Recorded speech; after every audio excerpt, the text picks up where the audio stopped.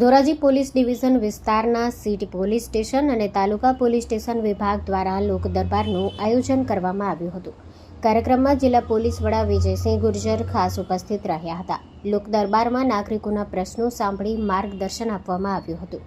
લોક દરબાર દરમિયાન તેરા તુજકો અર્પણ કાર્યક્રમ અંતર્ગત સાયબર છેતરપિંડીના ભોગ બનેલા અરજદારોને પોલીસના પ્રયાસોથી 7.5 લાખ રૂપિયાની રકમ પરત અપાઈ હતી. સાથે જ ટેકનિકલ તપાસ દ્વારા શોધી કાઢવામાં આવેલ 1.5 લાખ રૂપિયાની કિંમતના 10 ખોવાયેલા અને ચોરાયેલા મોબાઈલ પણ તેમના માલિકોને પરત સોંપવામાં આવ્યા હતા. જિલ્લા પોલીસ વડા વિજયસિંહ ગુર્જરે પોતાના સંબોધનમાં ટ્રાફિક સલામતી અને સાયબર ક્રાઇમ અંગે જાગૃતિ રાખવા પર ભાર મૂક્યો હતો. તેમણે જણાવ્યું હતું કે જિલ્લામાં હેલ્મેટ વિના થતા અકસ્માતોમાં એક વર્ષમાં 150થી વધુ લોકોએ જીવ ગુમાવ્યો છે. તેથી નાગરિકોએ હેલ્મેટ ફરજિયાત પહેરવું જોઈએ. વાલીઓને ખાસ અપીલ કરી છે કે નાના બાળકોને વાહન ચલાવવા ન આપવું. ડિજિટલ એરેસ્ટના નામે થઈ રહેલી છેતરપિંડી અંગે પણ ચેતવણી આપતા જણાવ્યું કે પોલીસ તંત્ર દ્વારા કોઈને ડિજિટલ એરેસ્ટ કરવામાં આવતું નથી.